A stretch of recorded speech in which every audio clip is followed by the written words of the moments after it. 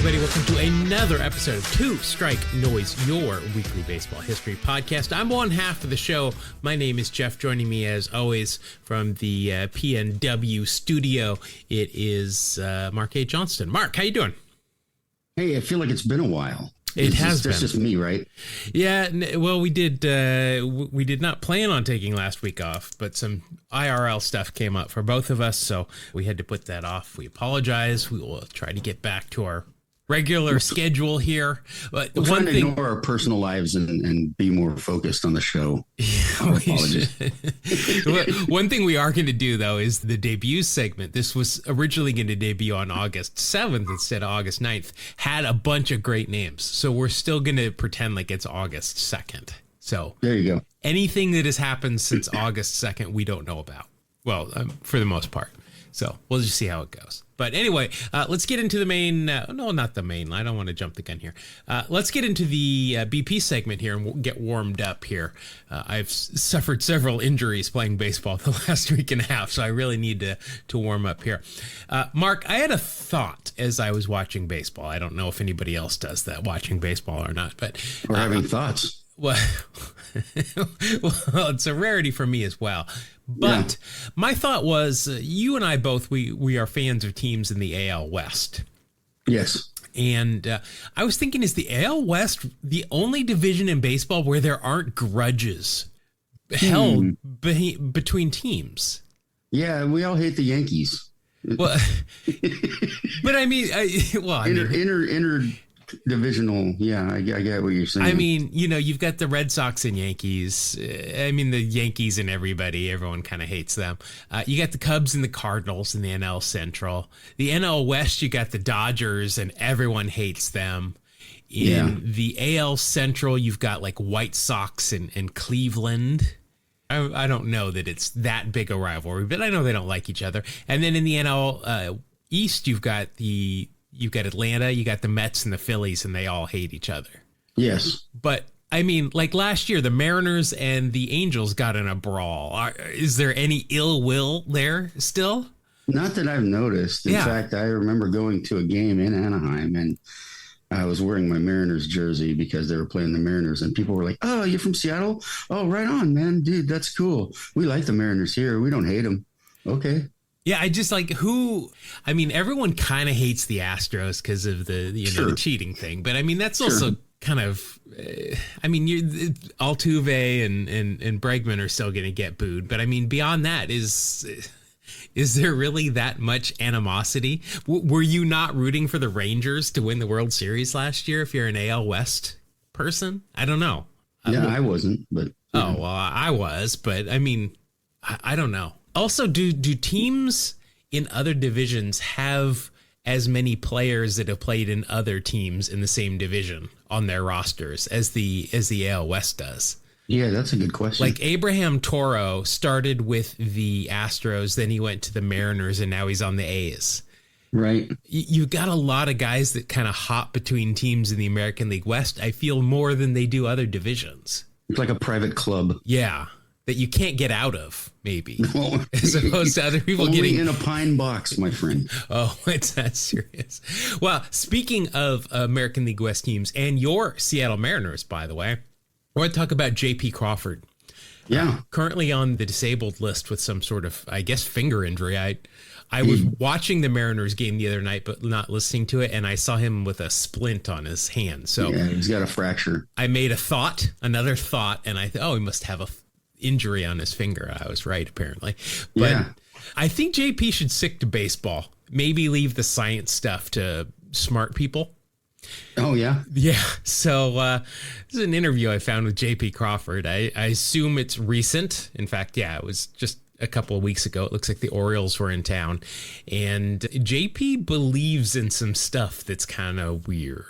I'm a big firmament guy. I don't think the earth is a sphere, but I don't think it's flat either. You ever seen the movie Thor? Yeah. Like Asgard and stuff? Yeah. I think it's like that. And we live in a firmament, so I don't think we've been outside the firmament. We've been trying to break it. That's why you see all those spaceships or the white stuff in the air recently, because Elon Musk and all them are trying to break through it, but they can't. So not full Kyrie Irving, earth is flat, but but it's not totally round either. Yeah, definitely not. So all the sense just don't add up. Like, we're spinning at millions of miles per hour, they say. Like, come up with some stuff that's actually, like, believable.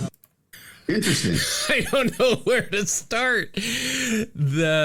First of all, firmament, if you don't know, it's believed, if this was such a thing, it's like a dome over a flat Earth. So it separates a cosmic barrier from the heavenly waters above is one way that I described it. So like a dome. So JP thinks that the Earth is like T-Mobile Stadium.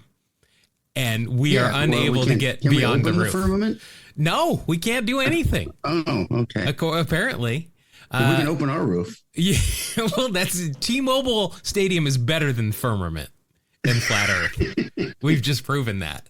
I mean, and then he doesn't know what contrails are. He thinks that that's some... His mom must be so proud. He can play a mean shortstop, though. Yeah, like I said, stick to baseball. This is one of the few times when I think that phrase actually, works. Stick to sports. He went to high school here in California, Lakewood High School, which has produced other great thinkers like Mike Karp, Craig Graybeck, and Travis Darno. So nice. No word yet if they believe in the Earth is flat and that contrails. Oh, and then the spinning globe. He thinks, first of all, we're spinning at millions of miles per hour and doesn't understand what gravity is. But he was drafted in 2013. That's 11 years ago. I got to think there's at least one science teacher still at Lakewood High School that was teaching there when he was there. What must they be thinking? Well, I don't understand gravity either. I mean, I obey it because it's a law. But, you have to. You're forced to. It's a law. Yeah. All right. So J.P. Crawford, flat Earth firmament enthusiast, amongst other things. Bay Area native Billy Joel Armstrong, probably better known as the front man for Green Day. Legend. Yep. Big baseball fan, first of all. He's a big A's fan. Correct. He was a big A's fan. He has been to several Oakland B's games here and there for a season, that Pioneer League team that just started out to kind of fill the void of losing our team here in the East Bay. Well, he was performing with Green Day at Rogers Center up in Toronto. I saw the video of this and I was not sure that it was real. I thought it could have been, a video taken and then altered with Photoshop, After Effects kind of thing. But I nothing has disproven this after almost a week. People repost it. People are talking about it. So he's doing this concert in Rogers Center, home of the Blue Jays, of course. And he's walking down this hallway. I think it's backstage, and has all the MLB logos on either side of the hallway. It's just like a cinder block hallway. You know what the bowels of baseball stadiums look like. And he has some green spray paint, and he crosses out the word athletics and paints in a B over the A. So it says Oakland B. Well, it just says B's, I guess. Nice. But so, I mean, it's like the Oakland Ballers logo as opposed to the Oakland A's, since they're ditching us. Right. So I thought it was pretty cool because I like Green Day, I like Billy Joe Armstrong, and I don't know if you know this, and I like the A's. No, yeah, I've heard that. Yeah. But that is pretty cool that he got involved that way. Yeah, I mean, I hope it's true. And I guess, he's, punk rock, man. I'm going to spray paint on what I want to spray paint on. I guess, yeah, still going that direction. No, I would have thought there would have been some sort of Blue Jays or Rogers Center would have put out something saying we're disappointed or they fixed it already. Or I don't know. Yeah, he could have gotten in trouble. Don't they send you to gulags in Canada? Something like that. Maybe it's just lower hockey leagues or something. I'm not sure. Oh, well, it's similar. Community curling events. You've got to clean the ice with an actual broom, like just a hand broom though. Okay. Yeah. Well, see, I'm learning all about Canada. Yeah. I've been there a couple of times. All right. So as we said, this show was supposed to debut on August 2nd, and a lot of good debuts. So I want to let's just pretend like it's August 2nd. I'm not sure how many people listen to this podcast the day it comes out anyway. So let's just pretend it's August 2nd. First of all, in 1907, the big train Walter Johnson made his Major League Baseball debut.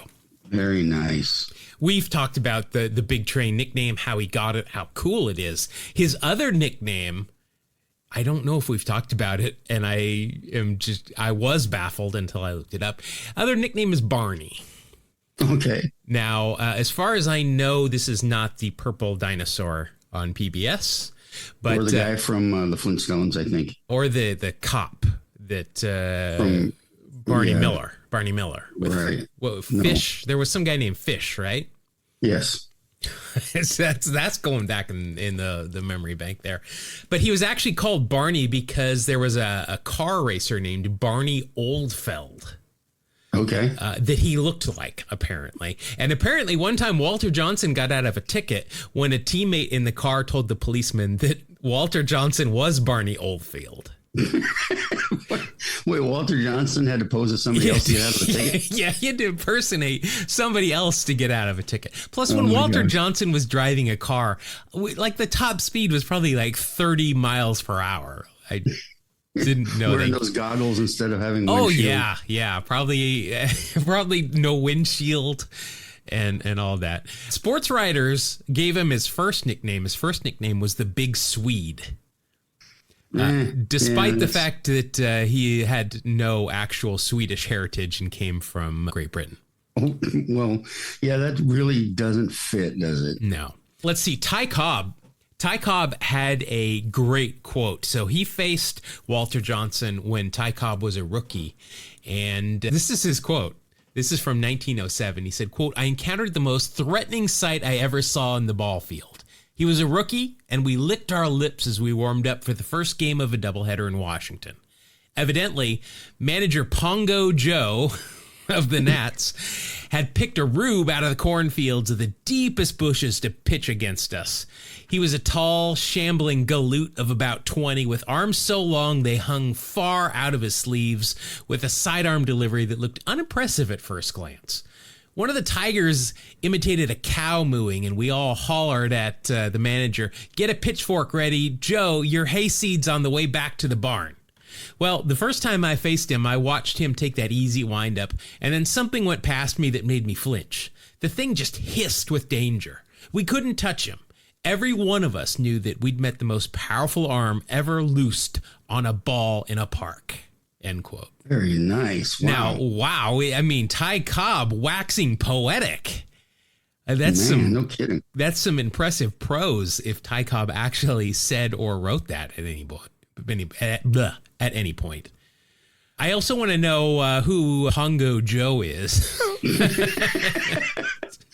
I think he's a video game character. Yeah, I think, isn't that the first guy you face in Mike Tyson's Punch-Out? Pongo Joe. Yeah, I think so. Let's see. We've talked about this before. Walter Johnson, of course, inducted in the first class of the Baseball Hall of Fame.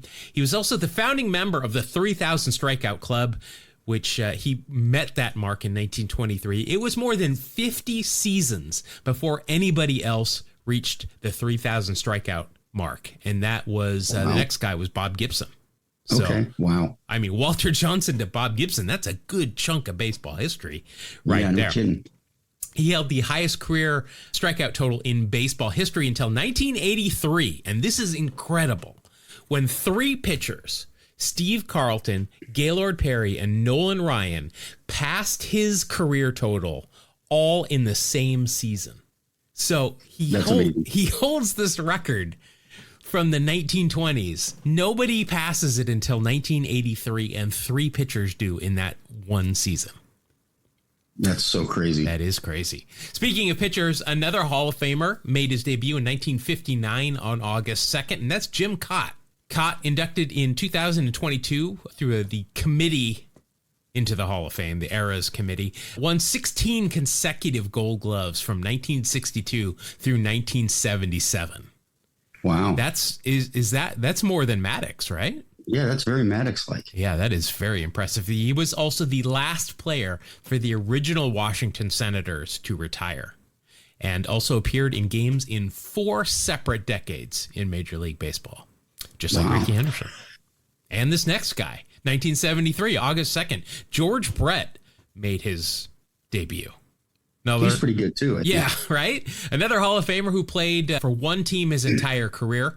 The only player to win a batting title in 3 different decades. He hit .333 in 1976, .390 in 1980 and .329 in 1990, but I'm putting an asterisk by the 90 It's a Ricky year. Yeah. Man, I went back and looked. I went back and pulled up his game log from 1990 just to see, was I misremembering this? No, he sat like the whole, he played like 4 games in the last 2 weeks. Yeah. I'm not happy about that. It's pretty weak.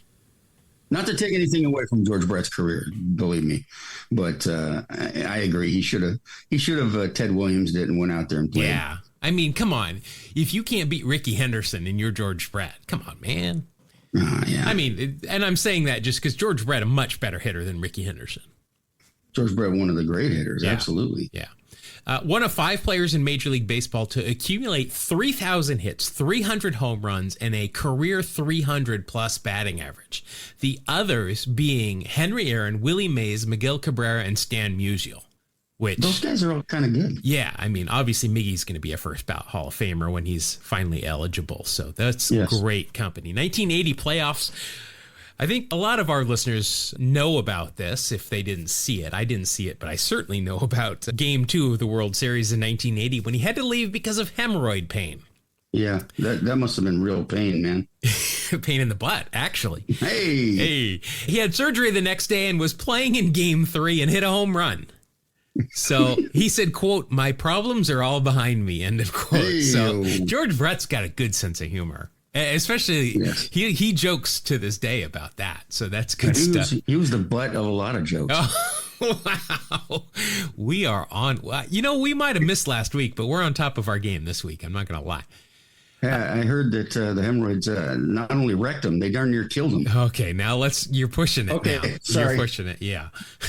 Let's see. We do have another bone to pick with George Brett, though, because he is credited with popularizing the phrase "the Mendoza line," which we know should be 215, not 200, but maybe he doesn't have a lot of control over that. And we can't forget his seminal appearance in the episode of Fantasy Island that we covered quite a while ago. But also, he appeared on an episode of Modern Family and Brockmire. So a little bit of extra stuff there. Let's see. We've still got 2 more, and they're both Hall of Famers. If you could, I mean, this is 5 Hall of Famers made their debut on August 2nd. First of all, in 1990, Frank Thomas, the Big Hurt, Jeff Bagwell's clone, unless you see them, next to each other, and then there's some differences. But if you look at their career accomplishments and dates and all that kind of stuff, it's scary how they did everything in tandem, seemingly. Nicknamed the Big Hurt by Hawk Harrelson in one of Hawk's few good accomplishments. Frank Thomas had 7 consecutive seasons with a 300 batting average and at least 100 walks, 100 runs, and 100 RBI, plus 20 home runs. That's incredible. I mean, he could have been MVP every single one of those years from 91 to 97. Oh, yeah. Just an amazing eye. Guy took his walks like nobody's business. Yeah. And the only other player to have more than 5 of those seasons, Ted Williams, who had 6. So, again, he's Ted Williams. So. Rare air. The only player in Major League history to have 100 sacrifice flies and not have collected a single sacrifice bunt. Oh, that's funny. He's also the only player with over 10,000 plate appearances with no sacrifice bunts.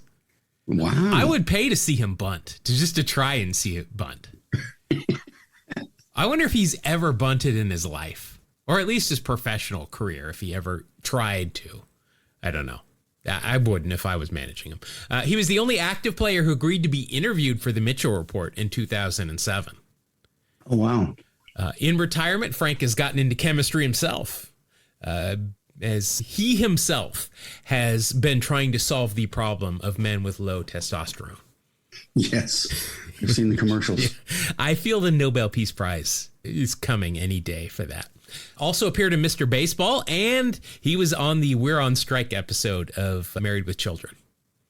Oh, right. Wow. Let's all show up in Bud's closet once he goes to sleep.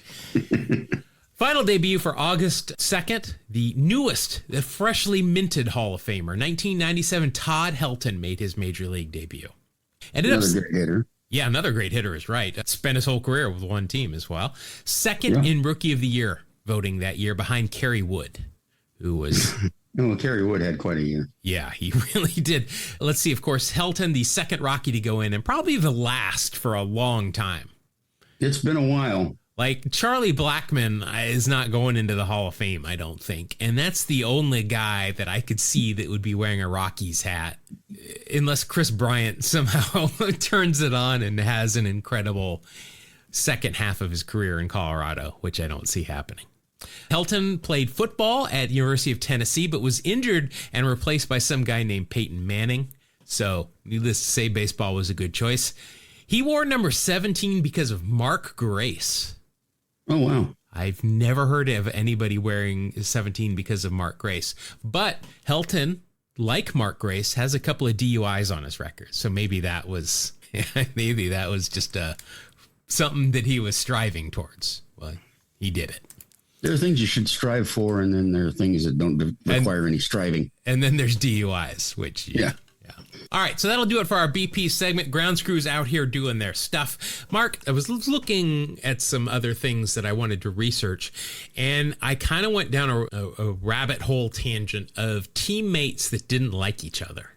Ooh, nice. First, I was just looking at players that didn't like each other. But then I thought, let's narrow it down a little bit more. And, inevitably, when you have 26 personalities on a baseball roster, not everybody is going to be best friends with everybody else. I mean, there are two people involved in this podcast, and I can only stand half of them. Really, I'm not going to tell you which half. Either. I'm not going to tell you which half. But in the 80s, Peter Gammons noted that after a Red Sox game, there would be 25 cabs for the 25 players that was a roster at that point. But there are times when players have not been able to just avoid each other and get on with playing the game. So there are some feuds that I'm not going to cover this episode. Most of them are newer, like Jonathan Papelbon and Bryce Harper.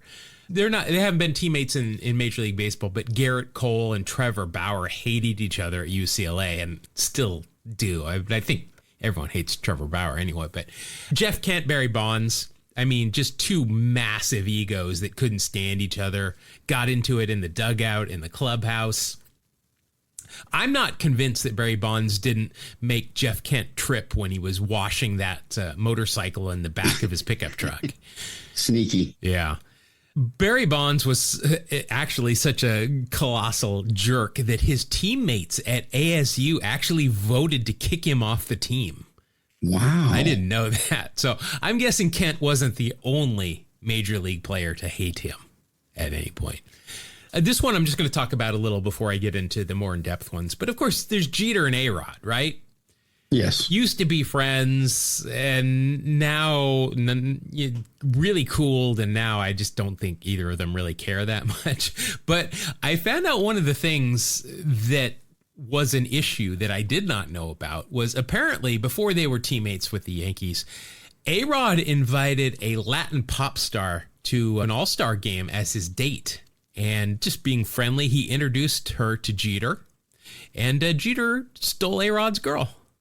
Wow. Yeah, they dated a bit until she got the inevitable thank you gift basket from Jeter. A-Rod also said something along the lines at one point that Jeter didn't put up enough power numbers to be a top-tier player, and nobody's afraid of Jeter beating them when they play the Yankees. Nice. So I could see why. That could upset somebody if you say that kind of stuff about them, especially when they're a perennial all-star. Right. Come on. Let's see. So a couple of other ones here that I hadn't known about. Some of these are a little bit later on. Don Sutton, Hall of Famer Don Sutton. So he was teammates with John Candelaria at one point at the end of his career. And Candelaria accused Sutton of setting him up for a DUI as a way of getting him out of the rotation so that Sutton could get back into it. Wow. So this is some serious stuff. So Candelaria was a former All-Star and World Series champion with the Pittsburgh Pirates.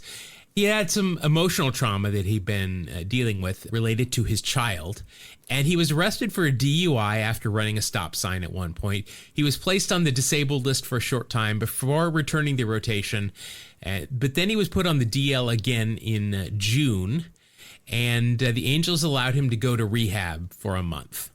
Well, following that rehab stint, this is in 1987, by the way. I'm not sure that I said the season, but this is 1987. So following that rehab stint, Candelaria said that Sutton set him up for a second DUI in order to get him out of there because Sutton had lost his place in the rotation and was probably going to be released, and that might be the end of his career. So Candelaria claims that Sutton called police after the Angels team plane arrived back in California following a flight from Detroit. Despite having gone to rehab, Candelaria was still drinking, and he was drinking on the plane ride home. After landing, Sutton allegedly alerted local authorities that the Candyman had been drinking. Sutton later said that he did it out of concern for Candelaria and his well-being, but I think that's kind of sus that Sutton, who was barely hanging on to his career at this point, did this out of concern for anything other than the concern that he wasn't going to be able to stay in the big leagues. At least he didn't deny it. No, he didn't deny it, but still, I mean, it doesn't sound right, though. I mean, essentially, he's got cops sitting outside the airport waiting for Candelaria's car to go by. Then they're going to tail him and see, well, if he swerves once, we're going to pull him over. Sutton played for one more season, getting a ring, in fact, as a member of the 1988 Dodgers, despite being released midway through the season. Candelaria pitched for 5 more years and ended his career back with the same team he started with, the Pirates. Then that closed out a 19-year career in Major League Baseball, which is very impressive. A team charter, though, is essentially an extension of the clubhouse. Nothing that goes on there should ever get out to the public. So it's a pretty egregious breach of that trust. And my verdict for Don Sutton is dick move. That's my ruling. Yeah. I mean, he was just concerned. Yeah, but for himself. Well, yeah. Let's see. We mentioned him earlier in the podcast when he was waxing poetic about Walter Johnson, but Ty Cobb was teammates with Sam Crawford for over a decade, and they did not get along. In fact, despite the fact they played in the same outfield right next to each other for a decade, they never spoke to each other when they played out there. And at some points, the friction was so bad that they would push each other out of the way to catch fly balls. Wow. That's something. So in 1910, players on the Browns were conspiring to throw the batting crown to Nap Lajoie so that Cobb wouldn't win it. Crawford was reportedly one of the Detroit players who sent a telegram to Lajoie congratulating him. Cobb claimed that Crawford would intentionally foul off pitches when Ty was trying to steal bases as well, in a campaign to keep Cobb's numbers down. Despite this, they eventually did reconcile. Years after retiring, Cobb was one of the people who successfully lobbied to get Crawford into the Hall of Fame. He wrote letters pushing for his old teammate. Crawford was eventually elected in 1957. Sam reportedly wrote a letter to Crawford thanking him for his support, and when they saw each other in Cooperstown for induction weekend, Crawford embraced his old teammate, which is pretty cool. Wow. I found this as well as I was looking up Walter Johnson stories for the debut segment, that Sam Crawford was one of Walter Johnson's good friends. And sometimes in non-critical situations, Johnson would ease up so Crawford would hit well against him. Wow. This would vex Crawford's teammate Ty Cobb, who could not stand how Crawford could hit the great Walter Johnson so well while he struggled. It's well, first of all, professional podcasting 101 right there, bringing that all back, but it's interesting. If we could only be professionals. But anyway. Well, the half of this podcast that I can stand is very professional. Well, thank you. So I said I wasn't going to talk about Trevor Bauer and Garrett Cole, but I lied because I found this afterwards. I don't know why I even mentioned it before if I was going to talk about it now. So there goes all my professional podcasting cred. Trevor Bauer and Garrett Cole, longstanding feud. As I mentioned, they were teammates at UCLA. Similar to Barry Bonds and Jeff Kent, Cole takes the game and its traditions very seriously. He does to this day when you watch him with the Yankees. While Bauer is more of a free spirit. Well, with Arizona at the start of his career, Bauer's catcher was Miguel Montero. And they didn't get along well. They had a hard time even playing as they couldn't get together on what pitches to throw. After being traded to the Reds during the offseason, Bauer, and if I have a hard time saying this, but Bauer's rap group, Consummate Foresight, That is foresight with the number 4 and then sight. So Consummate Foresight released a diss track called You Don't Know Me. And there is a verse, I don't even know this qualifies as a verse, but he referenced somebody who hides behind a mask and spreads rumors. So this band is on Spotify, but on Spotify, you can see how many times each song has been played. Well, you also know that if it's below a certain number, they just don't list it. Well, in the case with Consummate Foresight, there's no numbers there. So well, now that you've promoted them, I know now that I played hugely it. Popular show. I mean, come on, man. Yeah. So here is a sample of You Don't Know Me. With that, now it's time to get back to all these fans that I've been losing, doing parts of the rumors moving about that I refuse to listen. So people get this vision of me, no one goes up hating for me. I swear I've never been given nothing. Exactly the opposite. The women with the richest husbands pulled myself out of a hole deeper than Tom Hardy prison dungeon. Now I'm the bane of society. I'm the villain. Millions judge me even quicker than winning a boxing match by killing. And most of it's unjustly given, stemming from judgmental mental children. Minions want to tell me how to be me. If not for TV, you would have never seen me. Okay, so who is he to say? Please, this is tit for tat. Give me a break that Kit Kat. Oh, it don't matter how many X's O's you draw. Trying to get that, bro. You're a mouse in a cat's game. Get where I'm at, man? I ain't playing any tic-tac-toe. You can say what you want, even if hate's all you got, but you don't know me. You don't know me. Now, I know you're thinking, but Jeff, there's actually, that's really good. I want more. Well, you ask for it. I'm not sure if Across Time and Space counts again as music, but here is some more Consummate Foresight. I love you so. Across time and space, I will never feel alone. Oh, you're an angel, whoa. And I love you so. Across time and space, I will never feel alone. A girl filled with love flew across time and space. Never a place where we shared. My life turned to grace. Home base was in your arms, was never an arms race. No battle of words, enthralled to see your face. Staring deep into your soul, my life fell into place. No sword space. Wow, good stuff. Yeah. That's when I think of baseball players rapping that are not getting Metsmerized or being Reds hot. My mind definitely wanders to Trevor Bauer now. Yeah.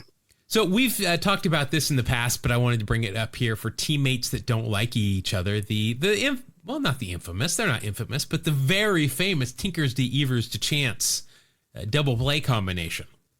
But Joe Tinker and Johnny Evers, they hated each other. They despised each other. We've talked about them being heralded as the greatest double play combination of all time, despite the fact they never led the league in double plays turned. And during the entire time that they were a double play trio, if you added all of their double plays turned, they would have not been number one. But regardless, it is what it is. But allegedly, Evers at one point had taken a cab to the stadium and left his teammates behind at the hotel. Tinker did not like this one bit, and he didn't speak to Evers for 7 years. That includes on the field. Yeah, that's a grudge. Well, if you think 7 years is a grudge, their feud lasted 33 years. Wow. They eventually patched this beef up in 1937 when they helped present a plaque in honor of their recently deceased manager, who had passed away just prior to a team reunion. Tinkers, Evers, and Chance were all inducted into the Hall of Fame the same year as well. I couldn't find if they spoke at that point or not, or if they had, actually patched up, or if they were just being polite. I don't know. But Tinkers, Evers, Chance, okay double play combo, and angry people. Maybe they would have turned more double plays if they were a little more in tune with each other's feelings. Yeah, probably. So here's something that, this has caused a lot of problem with a lot of friends, let alone baseball players, but wives. Wives. So 1978, the Cleveland team, Dennis Eckersley and Rick Manning. Manning was an outfielder and had an affair with ex-wife Denise. They had a child together, Eck and Denise did. I don't believe this is the child that is going through the awful stuff. Look it up. I'm not going to talk about it. It's very sad. But Eck and Denise eventually got a divorce, and then she married Rick Manning. But then they eventually divorced as well. I found a video clip of Dennis Eckersley addressing this on a Red Sox broadcast, and he brought it up. He was joking about it and all that kind of stuff. So This has also happened. Prince Fielder, Avasil Garcia. It's a rumor, but there's a lot of facts that seem to line up why they were both traded and some fights, and Miguel Cabrera got hurt getting involved and that kind of stuff. We're not going to speculate on that stuff. The Yankees had this stuff really figured out in the 70s when Fritz Peterson and Mike Kekich just decided they were going to swap wives instead of getting in a fight about it. So, not the typical. Another high point in baseball history. Yeah, it's not the typical way you resolve those things. But you know what? They didn't come to blows. So congratulations. And I think they spoke to each other afterwards as well. So probably. Good for them. And then the final one I wanted to talk about was Babe Ruth and Lou Gehrig. They really didn't care for each other. Interesting. They started out as friends, but Gehrig didn't like Ruth's comments about Yankee manager Joe McCarthy. Gehrig revered McCarthy, thought of him as a second father, even gave him a shout out in his famous retirement speech. Well, one weekend in the early 1930s, Babe's 12-year-old daughter Dorothy, from his first wife, whose name was Claire, visited Lou Gehrig's mother dressed like a tomboy, is what this article says. So I don't know. I don't know. Is that like a baseball cap on sideways and overalls on a girl? That's what I would picture, I guess. Yeah, I don't know. Well, this upset Mrs. Gehrig greatly, verily, one might say.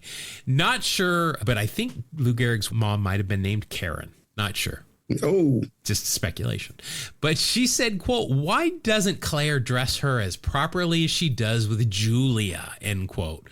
Referencing another daughter that apparently dressed to Miss Gehrig's approval. Babe heard this remark and replied, quote, "Why doesn't Mom Gehrig mind her own damn business?" End quote. Well, there you go. Which I'm on Babe's side here. Yeah, I can't argue with you. Yeah, so Gehrig, though, was a mama's boy, and he would not allow such an attack to occur. So Babe and Lou rarely spoke off the field after this. They shook hands at home plate, following home runs. Sometimes did the forearm bash, had an elaborate dance afterwards. Those 8-step handshakes. Yeah, they did all that stuff, but away from the field, didn't talk much. They would pose for photographs, but Lou faked his usual smile during those things. Ruth's criticism of Gehrig's beloved streak was the final straw that really sent this friendship downhill. He called it a dull statistic. He said, quote, "This Iron Horse stuff is just a lot of baloney. He should learn to rest on the bench. He's not going to get paid for consecutive games," end quote. Oh, brother. So maybe not a lot of foresight in that one for the Babe. But the Babe, though, dramatically hugged Lou at Gehrig's farewell speech at Yankee Stadium on July 4th, 1939. But after that, Ruth ignored Lou in his final years. Ruth finally showed up during Gehrig's funeral in the Bronx, but he showed up drunk and disrupted the gathering, which was just for close friends, and was asked to leave. Well, that's just lovely. That's sad. I mean, I don't care who it is. You don't show up drunk and disrupt somebody's, farewell. So there you have it. Some teammates that did not get along swimmingly, as they say. Interesting. It's amazing that you and I even speak. Well, as soon as this record button gets pressed, to stop, that's it. We don't talk. That's it. No. Yeah, that's it. Over. All right. Speaking of over, Wax Packs Heroes is not even close to over. We're looking at the scoreboard right now. I am up top 7-4. I got a long way to go. We're playing to 20, and let's just get right into it. It's time for another episode of Wax Packs Heroes. Wax Pack Hero! Gonna pull a Wax Pack Hero! Stars in his eyes. Wax Pack Hero! On the podcast tonight. All right. If you are new here, the rules for Wax Packs Heroes. What we're going to do, we're going to open up some packs from the Wax Pack era. In this case, we are still working through some 91 score packs. And we are going to take the baseball reference war of the year of the pack. As I said, 1991. Whoever has the highest war total, it's just like the card game war. You're playing one card against another. So one baseball card against one baseball card. Highest WAR wins that round. First 1 to 5 wins the game. A couple of other things, though, that can help you or hurt you depending on the card. Any is what we're calling 80s baseball aesthetics. That means things like real stirrups, glasses, whether they be flip down sunglasses, those big science teacher sunglasses, or Alex Cole sunglasses. I mean, those are just great. Eye black. If you've got a mustache, if you've got a really good like Tom Selleck, Wade Boggs mustache, you're going to get 0.2 of a point as opposed to just the regular 1/10 of a point. But if we see things like 2 and 1 stirrups, that's a -1/10 of a point. That's lazy. Kent Herbeck, especially. Let's see awards. If the person on the card won Rookie of the Year, Cy Young, MVP, was an All-Star or a Gold Glove, that's a 0.5 point for each of them. If there's a Hall of Famer on the card, whether they are the focus of the card or not, that is a whole extra point. If Ricky Henderson or Nolan Ryan gets pulled, regardless of who pulls it, if Ricky shows up, I win that round. If Nolan Ryan shows up, Mark wins that round. Any pop culture references we can easily find, that's a 0.5 point each, unless they appeared on Seinfeld, Sabrina the Teenage Witch, or The Simpsons, or any other show that starts with an S, apparently, then you get a whole extra point. But if they show up in the Mitchell Report or were suspended during the season for things like domestic violence or drug use, that is a -0.5 point. So, Mark, I've got a couple of piles of cards here. Do you want the ones in the left hand or the right hand? Going right. Going right. All right. So here we go. You are going to start off with a non-Hall of Famer. He might be in the Hall of Fame, but you're going to get Mitchell Report points right off the bat here for nice. Rafael Palmeiro. So I can tell you right off here, he's got a mustache he's wearing here. He's got a good mullet going on, but we're not giving mullet points yet. I don't know, maybe in the near future we might. That might be something to consider. But Rafael Palmeiro, 20 years in the big leagues, half of it with the Rangers, 7 with Baltimore, and 3 with the Cubs. Overall, 4 All-Star appearances, 3 Gold Gloves, and 2 Silver Sluggers. In 1991, good news for you, that was an All-Star year for him with Texas. Led the league with 49 doubles, hit .322 with a .389 on base, 26 home runs, 88 RBI, and a 155 OPS plus, and that is good for a 5.8 WAR. That's pretty good, 5.8. Not bad, yeah. You do get the All-Star bonus there as well, and the mustachioed bonus. I'm going to go ahead and just minus the Mitchell Report bonus right off the get-go there.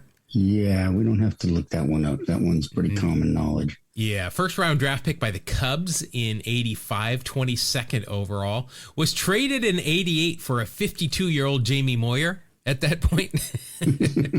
I'm not sure if there's much in terms of a pop culture here, but 500 home run club, that's something that's special. 3,000 hits, that's something special, but no Hall of Fame. Like I said, because of the Mitchell Report. Oh, not a bad score. No, not bad at all. I'm just, we've gone through him several times, but 5.9 is a good way to start out with Rafael Palmeiro. I think you might have me beat here. I've got for Atlanta second baseman Jeff Chadway. Yeah, I might have you unless it was his career. No, even if it was his career. Even if it was his career year. 9 years in the big leagues, 4 with Atlanta, 2 with the Dodgers and Reds, and then parts of seasons with Montreal and Cleveland. 1991 with Atlanta. Let's see, he hit .320 with a .368 on base. Wow. Yeah, not bad. 3 home runs, 32 RBI, a 116 OPS plus. Never won a World Series. Wasn't on that World Series team with Atlanta.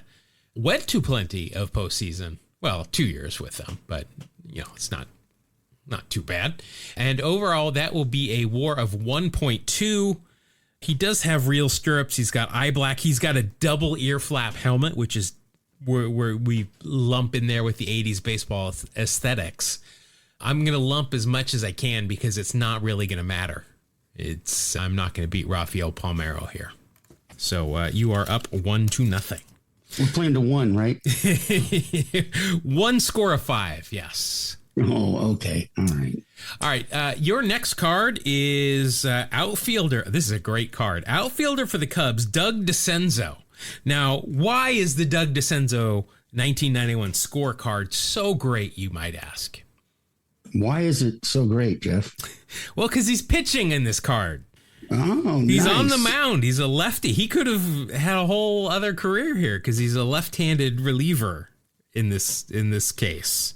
Yeah, lefty reliever. He could have played forever. Yeah, but this is great. How often do you get a baseball card of a position player pitching? Right. That's great. 7 years in the big leagues as a non-pitcher for DeCenzo. 5 with the Cubs, then the Rangers and the Padres. 91, 255, average, 327 on base, 1 home run, 18 RBI, 79 OPS plus, and that is a WAR of minus 0.1. He does have real stirrups, so that'll even it out. I'm going to give you an extra 1/10 of a point because he's pitching. Nice. In fact, in 1991, he appeared in 3 games as a pitcher. Wow. 4 innings. Go to 4 innings, 2 hits, no runs, no earned runs, 2 walks, 2 strikeouts. ERA of 0. He also appeared in 1 game in 1990, which I'm assuming is when this picture was taken. And 1 hit in 1 inning, no runs. So for a career, 5 innings pitched, 3 hits, 0 runs. Very nice. That's pretty cool right there. That's impressive. Doug DeCenzo. So you're at a 0 for him stat-wise. I'll take it. And nothing else that's going to get you any points. So he is at a 0. I think I'm going to win this round because I've got a Hall of Famer. Uh-oh. He was also drafted as a hockey player here. Pitcher for Atlanta, Tom Glavine. Yeah, we've spoken about Mr. Glavine. He's got pretty good numbers. Yeah, I feel pretty confident in saying we're going to win, or I'm going to win this round. 22 years in baseball, 17 with Atlanta, 5 with the Mets. Let's see, in 1991 All-Star year, first of 3 consecutive 20-plus wins. He went 20-11 to lead the league in wins. 9 complete games. Won the Cy Young Award this year with a 2.55 ERA, 246 innings pitched, 201 hits, 192 strikeouts, a 153 ERA plus. I'm just interested to see how much I won this by. 8.5 WAR. Plus the Hall of Fame, plus the All-Star is over 10 already. So, and not to mention he's in the Chicks Dig the Long Ball commercial, which I don't know. Right. That might be a whole point worth of, but that might equal an episode of Sabrina the Teenage Witch or The Simpsons, don't you think? That was a great series of commercials, the Chicks Dig the Long Ball. Yeah. Now, were you around when we had the scoreboard operator version of that shirt? I was not. It said "Chicks Dig Scoreboard Guys," and then in the back it said "Just kidding." Well, yeah, it was one of the most untrue statements ever put onto a T-shirt. It literally sold 2 of those shirts.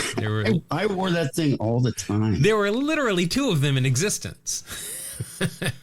There were at least a dozen. They're all gone, though. That was a long time ago. All right. Well, that'll tie us up at 1-1. And your next card is none other than Lance McCullers, Sr., obviously. Yes. Different guy. Yeah. I think they're related, though. I'm pretty sure that they are. Let's see. Lance McCullers, the Sr., 7 years in the big leagues, 4 with the Padres, 2 with the Yankees, and then Texas and Detroit.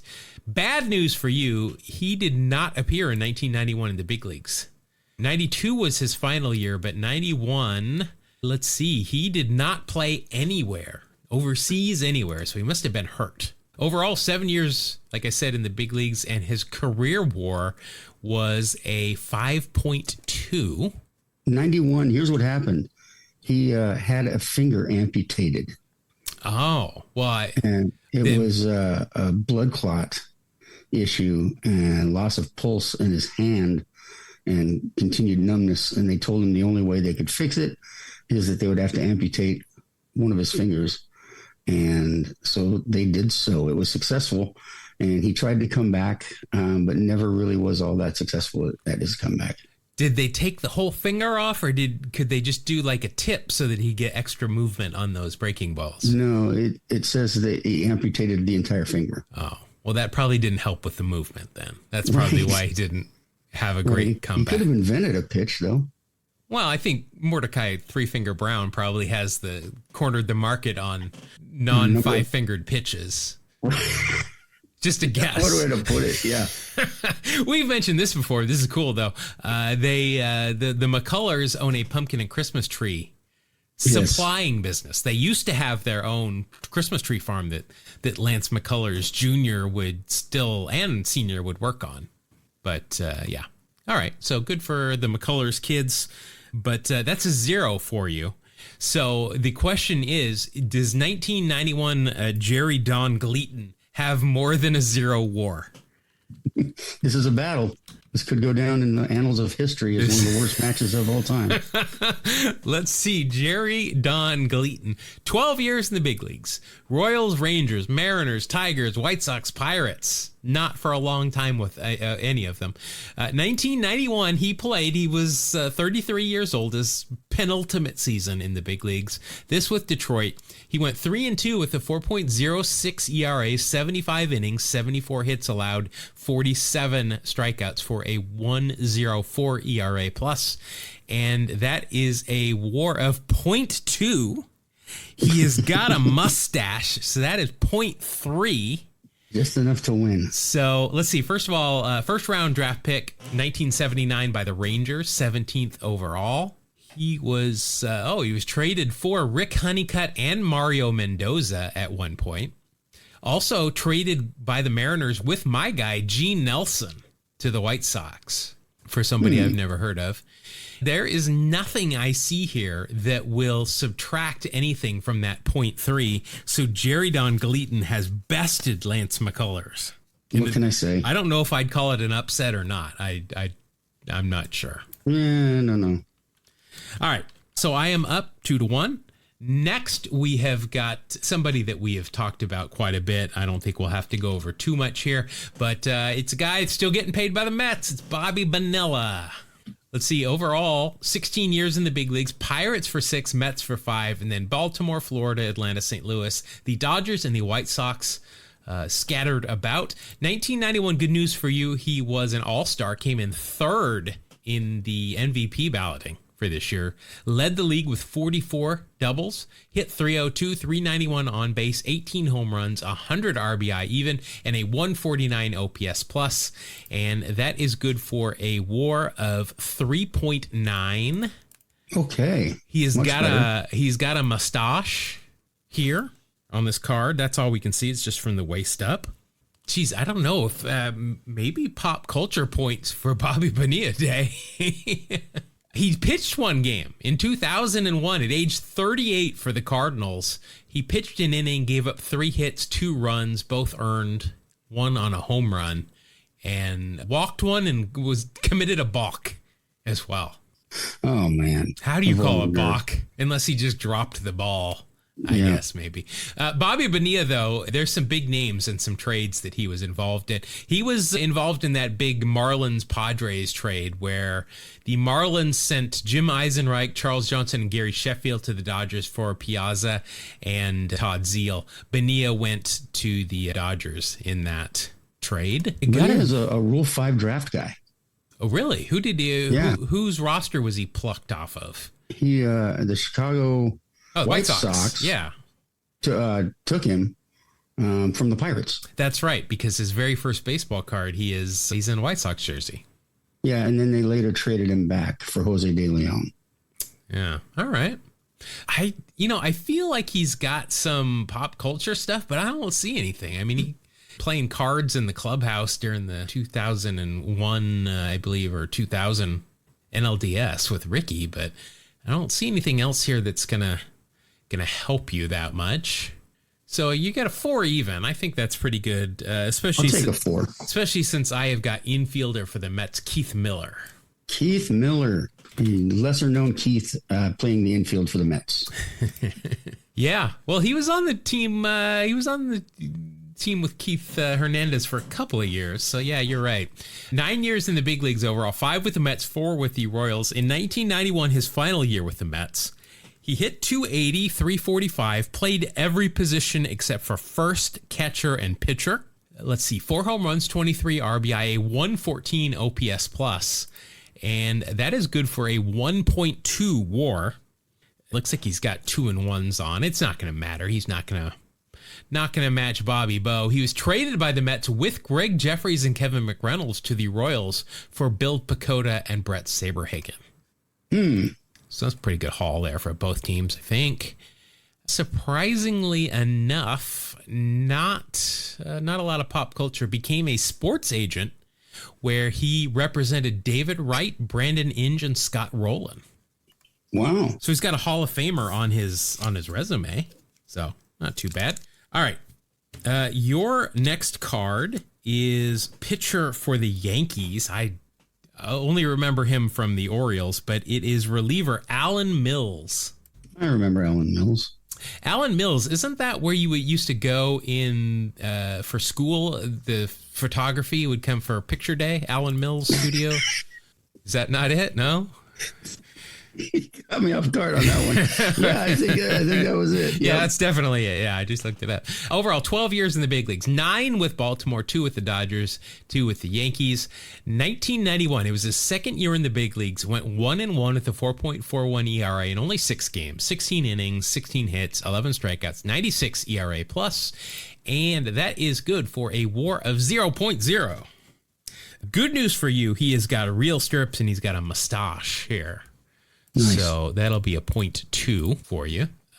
Wow, drafted in the first round 2 times. Drafted 13th overall by Boston in 86 and did not sign. Then the Angels took him with the 8th overall pick in the supplementary draft and signed with them. This is interesting. I love the way they put this. His favorite sport in his youth was football, but he switched to baseball after doctors informed him he only had 1 kidney.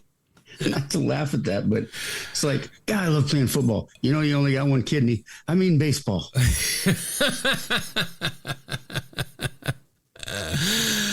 Yeah, well, I guess that's safer. I don't know. I assume there's plenty of 1 kidney football players that have played. No idea. I've never asked. Maybe he's just more cautious. I don't know. He just doesn't want to die. I don't know enough about kidneys to make a pronouncement. Let's see here. Nothing else that's going to help us out pop culture wise, or help you out pop culture wise. So that's going to be a 0.2 for Alan Mills Studios. I have got somebody that adopted 2 African Americans in the early 80s. He was a millionaire that lived in New York City with his daughter and his maid, who also ran a school where a bunch of a girls' school, private girls' school. It's Tim Drummond. Mr. Drummond? Yeah, it's Tim Drummond.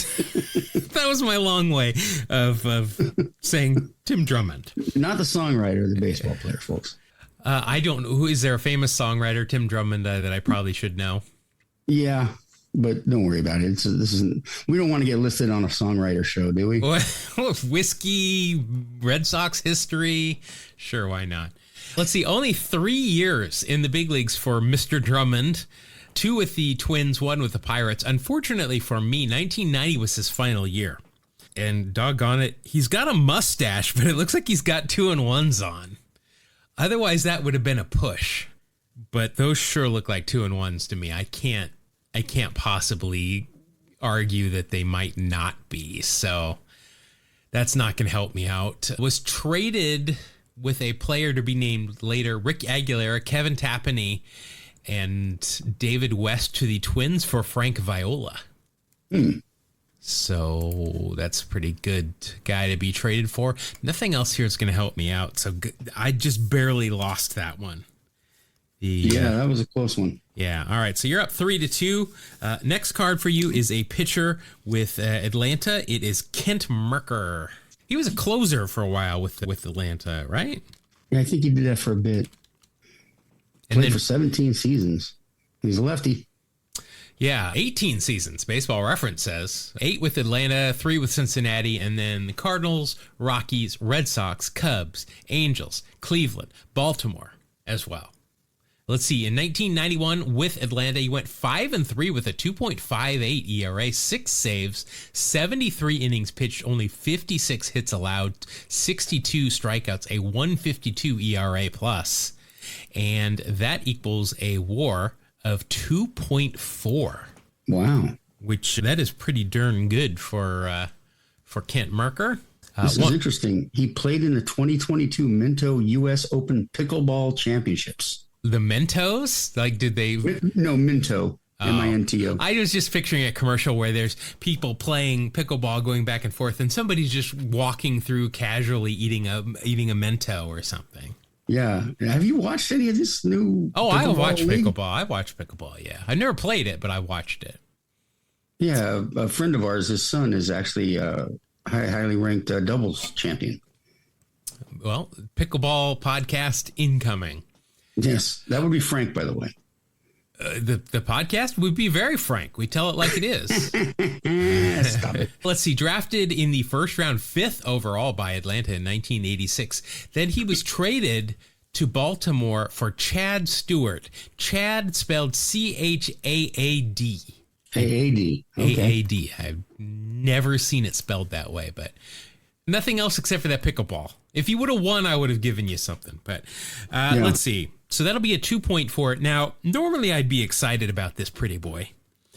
But if you know anything about this guy, you know that in 1991, he was not playing for the Mets.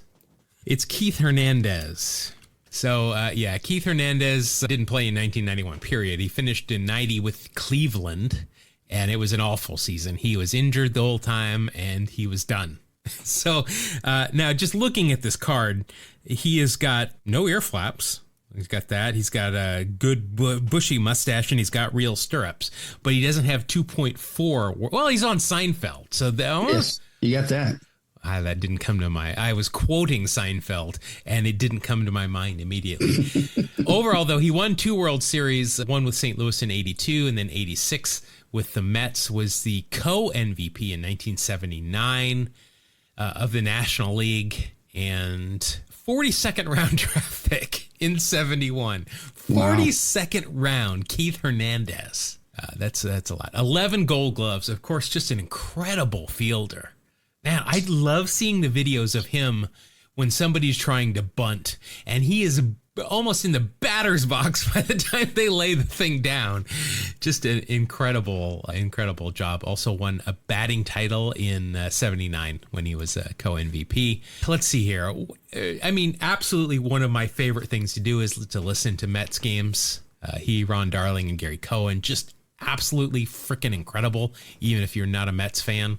Let's see, Seinfeld. I mean, he was in multiple episodes. Technically, he was in 3 separate episodes of Seinfeld, but I don't think we can count them like that. I think it's just one solid one. Pittsburgh drug trials, probably why he's not in the Hall of Fame. Yeah. I mean, that would be a minus there because he was suspended initially for an entire season, and then that was a little bit less. He was on Sesame Street. Oh, there you go. Trying to teach Mr. Snuffleupagus, why can I not say that? Mr. Snuffleupagus to play baseball. He also appeared in a song called Put Down the Ducky in that episode. Put down the ducky. Put down the ducky. Now, do you think they mean like to set it down or to insult it? Probably the latter. Sesame Street. Yeah. Also appeared in an episode of Law and Order and in the movies The Scout and The Yard.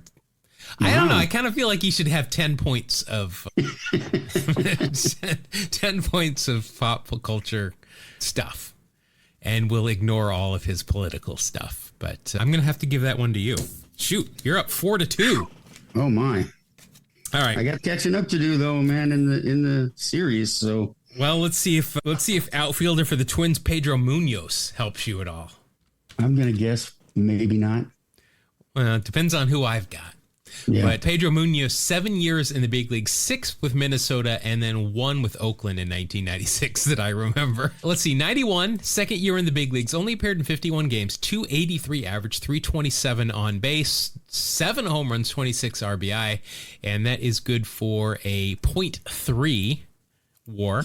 He does have a mustache, a very slim mustache here in this picture.